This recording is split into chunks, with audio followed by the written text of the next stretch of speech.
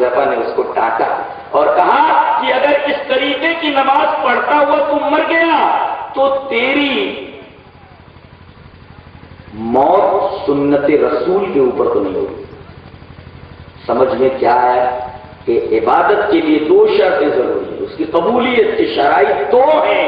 پہلی چیز اخلاص، صرف اللہ کو خوش کرنا مقصود ہو، اور دوسرے وہ طریقہ نبی کے طریقہ ہو، نبی کے طریقے پر وہ عبادت کی گئی ہو۔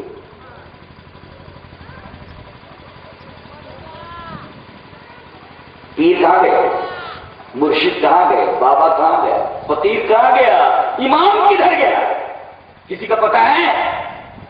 یہاں تو حجت صرف نبی کریم صلی اللہ علیہ وسلم کے طریقے کو بتایا گیا ہے، حجت صرف نبی کے طریقہ ہے۔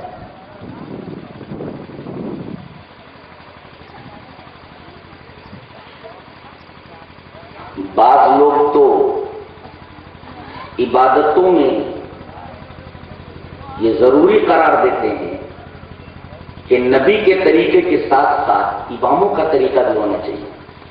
اگر یہی شرک کی رسالت نہیں ہے تو میں نہیں جانتا کہ شرک کی رسالت کس کو کہتے ہیں۔ نبی کے طریقے کے ساتھ ساتھ امام کا بھی طریقہ، کسی پیر اور مرشد کا بھی طریقہ ہونا چاہیے، یہ ضروری ہے۔ اگر یہ ضروری ہے تو میں نہیں سمجھتا کہ شرک کی رسالت کس چیز کا نام ہے۔ اور اس شرک کے اندر الحمدللہ اہل حدیث تو اس سے مبرہ ہیں، مگر دوسرے لوگ اسی شرک کے اندر مبتلا ہیں اور بزد ہیں، مصر ہیں اپنے اس موقع کے اوپر، اور تنقید کرنے والے کو ہدف تنقید بناتے ہیں، ہدف طعن و تشنیع بناتے، طرح طرح کے الزام ان کے اوپر لگاتے، اور نصوص کی تحریف کرنے سے بھی نہیں چوکتے۔ ابھی ایک مولوی کے بارے میں میں نے سنا کہ وہ یہ کہہ رہا تھا کہ حضرت عمر نے 8 رکعت تراویح کے بجائے 20 رکعت تراویح مسجد نبوی میں پڑھی، اور حضرت عائشہ دیکھ رہی ہیں اور کچھ نہیں بول رہی۔ عجیب بات ہے، یہ روایت کہاں کی ہے، کس کتاب کی ہے، اس پر کوئی دلیل نہیں پیش کی گئی۔ مقصود صرف یہ ہے کہ امام کی بات ثابت ہو جائے، رسول اللہ صلی اللہ علیہ وسلم کا طریقہ چاہے چھوٹ جائے، کوئی اس پر توجہ نہ کرے تو چلے۔ کیا یہ حقیقت ہے؟ آئیے ذرا ایک حدیث پاک دیکھ لیتے ہیں، حدیث اس طرح وعن جابر بن عبد اللہ رضی اللہ تعالی عنہ قال صلى بنا رسول الله صلى الله عليه وسلم في شهر رمضان 8 ركعات وأوتر فلما كانت الليلة القابلة اجتمعنا في المسجد ورجونا أن يخرج فيصلي بنا فأقمنا فيه حتى أصبحنا فقلنا يا رسول الله رجونا أن تخرج فتصلي بنا قال إني كرهت أو خشيت أن يكتب عليكم الفطر رواه ابن حبان في كتاب الصلاة۔ حضرت امام ابن حبان جو ایک محدث ہیں، ان کی کتاب جو ابن حبان ہے اس کے اندر کتاب الصلاة کے اندر یہ روایت اسی طریقے سے لائیں۔ راوی حضرت جابر بن عبداللہ رضی اللہ تعالیٰ عنہ۔ حضرت جابر دیکھیں، خاموشی کے ساتھ سنیں، ڈسٹرب کریں گے تو بولنے کو بالکل خاموشی کے ساتھ سنیں۔ میں گزارش کروں گا کہ جب تک گفتگو، اس لیے کہ میں حدیثوں کے اوپر کانسنٹریشن رکھتا ہوں، آپ لوگوں کی بکواس سن کر کے گڑبڑ ہو جائے۔ حضرت جابر سے مروی ایک روایت میں نے آپ کے سامنے پیش کی، اب اس کا ترجمہ دیکھیے۔ حضرت جابر بن عبداللہ فرماتے ہیں کہ رسول اللہ صلی اللہ علیہ وسلم نے ہمیں رمضان کے مہینے میں 8 رکعت تراویح پڑھائی، 8 رکعت نماز پڑھائی۔ صلی بنا رسول اللہ صلی اللہ علیہ وسلم فی شہر رمضان 8 رکعات و اوتر، 8 رکعت تراویح پڑھائی، و اوتر اس کے بعد وتر پڑھایا، 3 پڑھائی تو 8 3 11 ہو گیا۔ کہتے ہیں کہ اس طریقے سے آپ نے 3 راتیں 8 رکعت ہمیں تراویح پڑھائی وتر کے ساتھ 11۔ کہتے ہیں کہ جب چوتھی رات کا معاملہ آیا تو اجتمعنا فی المسجد، ہم لوگ مسجد میں جمع ہوئے، اور ورجونا ہمیں امید تھی کہ ان یخرج کہ نبی نکلیں گے فیصلی بنا، ہمیں تراویح کی نماز پڑھائیں گے، لیکن فاقمنا فی، مسجد میں ہم ٹھہرے رہے حتی اصبحنا، یہاں تک کہ صبح ہو گئی، اور رسول اللہ صلی اللہ علیہ وسلم رات میں ہمیں نماز پڑھانے کے لیے نہیں آئے۔ صبح جب آپ تشریف لائے تو ہم نے کہا فقلنا یا رسول اللہ، ہم نے کہا کہ اللہ کے رسول رجونا ان تخرج، ہم نے یہ سوچا تھا، ہمیں یہ امید تھی کہ آپ نکلیں گے، فتصلی بنا، ہمیں آپ نماز پڑھائیں گے، آپ نکلے کیوں نہیں چوتھی رات کو؟ آپ نے فرمایا انی کرہت، مجھے ناپسند ہوا، او خشیت، مجھے ڈر ہوا، ان یکتب علیکم الفطر، کہیں یہ طاق نماز 8-3-11، یہ طاق نماز تمہارے اوپر فرض نہ کر دی جائے، یہ روایت ہے۔ اب دیکھیے اس حدیث پاک سے کتنے مسئلے نکلے۔ پہلا مسئلہ تو یہ نکلا کہ حضرت نبی کریم صلی اللہ علیہ وسلم نے 8 رکعت تراویح جماعت کے ساتھ پڑھائی، نہ کہ 20 رکعت، سمان رکعت موجود ہے وہاں۔ گویا نبی کی سنت 8 رکعت ہے، اور یہاں اجتماعنا کا لفظ بتا رہا ہے کہ تمام مدینہ کے صحابہ وہاں موجود تھے، اجتماعنا، تمام صحابہ موجود تھے، اور تمام صحابہ کرام نے نبی کریم صلی اللہ علیہ وسلم کے پیچھے 8 رکعت تراویح پڑھی، اور پھر اس کے بعد وتر پڑھا۔ پہلا مسئلہ تو یہ معلوم ہوا، نبی نے 8 رکعت تراویح پڑھائی ہے۔ اب اگر حضرت عمر بھی پڑھا دیں 20 رکعت، تو حضرت عمر کے اس فعل کی کیا اہمیت ہے نبی کریم صلی اللہ علیہ وسلم کے اس عمل کے مقابلے میں؟ ہم تو نہیں مانتے۔ کسی صحابی کا عمل اگر نبی کے عمل سے ٹکرا جائے تو صحابی کے عمل کو لیں گے کہ نبی کریم صلی اللہ علیہ وسلم کے عمل کو لیں گے، جبکہ ایسا ہے بھی نہیں، بلکہ 8 رکعت تراویح جس طرح نبی نے پڑھائی تھی، حضرت عمر نے بھی 8 ہی رکعت پڑھانے کا حکم دیا تھا، جیسا کہ میں ابھی وہ حدیث پڑھوں گا۔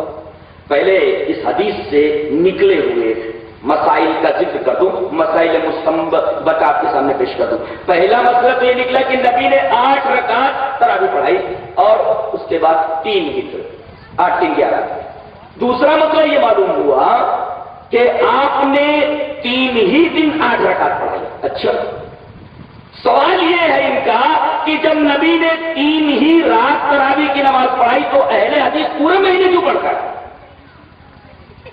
یہ ہے فقاہت ان کی، یہ ہے فقاہت۔ لگتا ہے حدیثوں میں ان کو کوئی بصیرت نہیں ہے، حدیثوں سے بالکل واقفیت نہیں ہے۔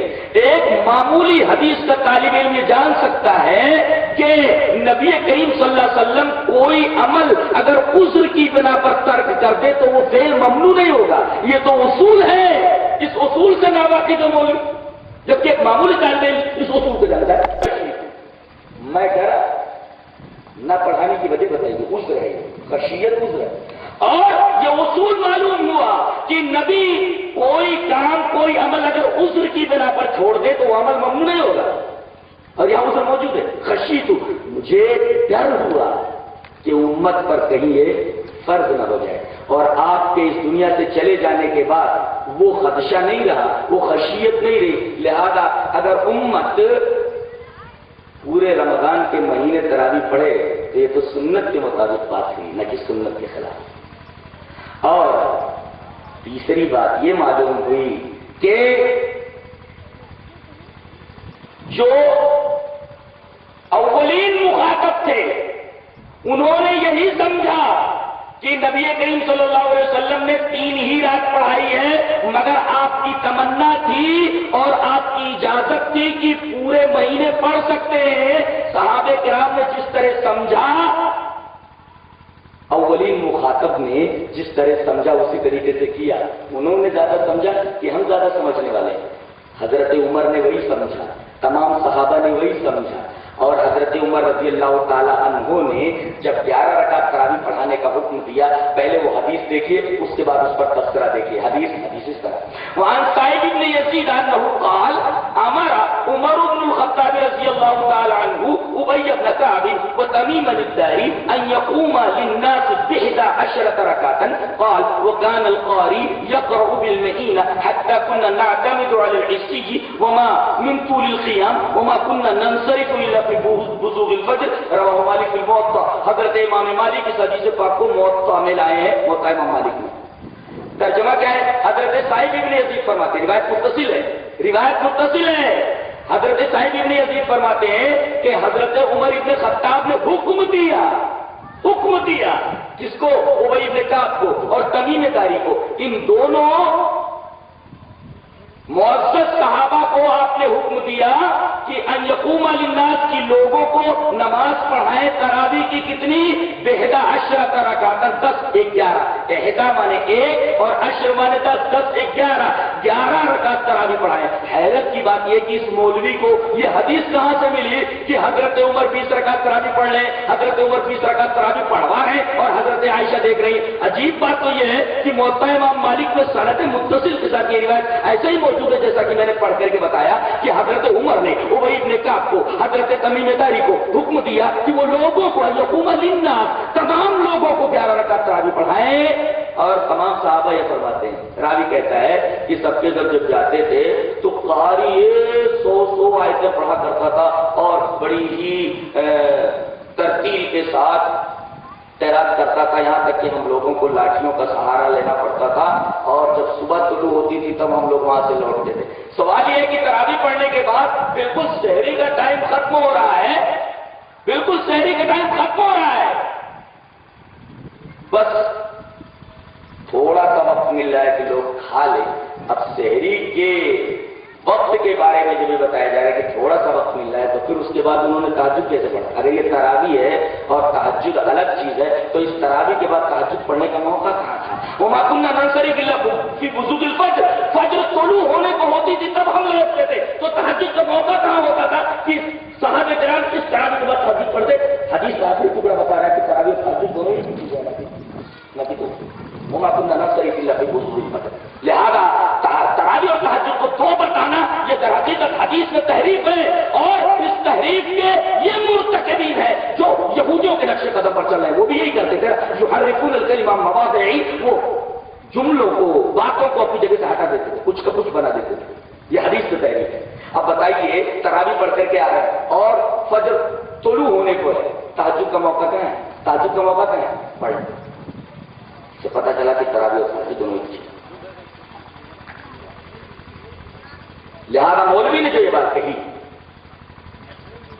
کہ صحابہ کرام مسجد نبوی میں 20 رکعت تراویح پڑھتے تھے، حضرت عمر پڑھواتے تھے، حضرت عائشہ دیکھتی تھی، یہ حدیث کیا بتا رہی ہے جو سند متصل کے ساتھ موجود ہے کہ حضرت عمر نے حکم دیا باقاعدہ کہ لوگوں کو 11 رکعت تراویح پڑھائی، لہذا مولوی اس بات میں جھوٹا ہے۔ ایک عجیب بات اور اس نے کہی کہ یہ شریعت ہے نا، قرآن اور حدیث، قرآن اور حدیث یہ آگ کی طرح ہے، آگ کی طرح، اس کو دیکھا تو جا سکتا ہے مگر اس کے اوپر لیٹا نہیں جا سکتا۔ کہنے کا مقصود یہ ہے کہ قرآن اور حدیث کے اوپر عمل نہیں ہوگا، انا للہ و انا الیہ راجعون۔ اگر کسی مولوی کا یہ عقیدہ ہو تو اس کے کفر میں کیا شبہ ہے؟ اس کے کفر میں کیا شبہ ہے؟ یعنی قرآن و حدیث انگارے کی طرح ہے، جبکہ یہ بات اس نے قرآن و حدیث کے خلاف کہی ہے۔ وہی الہی کی مثال تو پانی کی طرح ہے جو آگ کو بجھا دیتی ہے، اس میں تو الٹی بات کہی۔ وہی الہی کی مثال پانی کی سی ہے، حدیث کے اندر یہ بات موجود ہے۔ جب وہی الہی کی مثال نبی نے پانی کی طرح دی اور یہ کہتا آگ ہے، گویا نبی سے نبی کی آواز پر اپنی آواز اونچی کر رہا ہے۔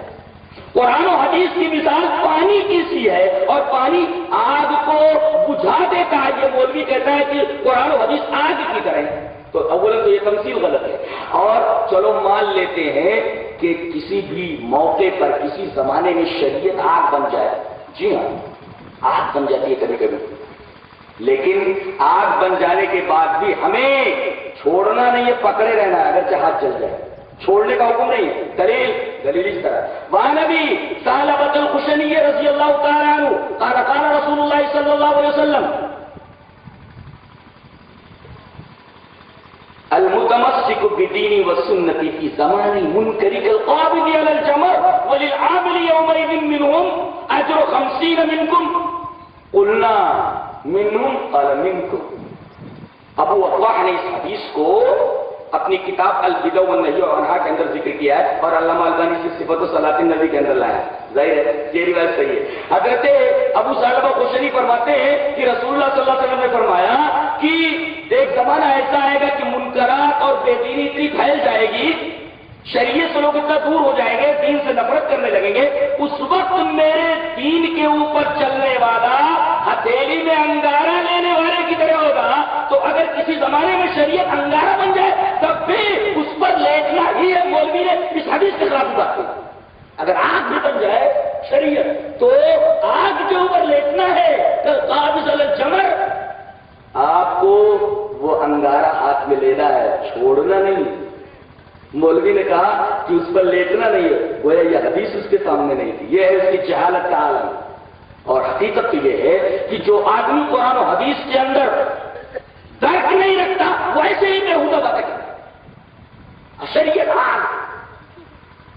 آگ ہے تو کیا ہوگا، چھوڑ دیا جائے؟ حدیث پاک کو بتائی کہ پکڑنا ہے اس کو، لیٹنا ہے اس کو، لیٹ جاؤ۔ اور آپ کو وہ حدیث تو معلوم ہی ہے کہ کچھ لوگوں کو قیامت کے دن پیش کیا جائے گا، ان کا امتحان لیا جائے گا، ان سے کہا جائے گا آگ میں کود پڑو۔ آگ میں کود پڑنے کا حکم ہے، آگ میں کود پڑنے کا حکم ہے۔ جو نہیں کودے گا وہ جہنم میں جائے گا، جو کود پڑے گا وہ جنت کے اندر جائے گا۔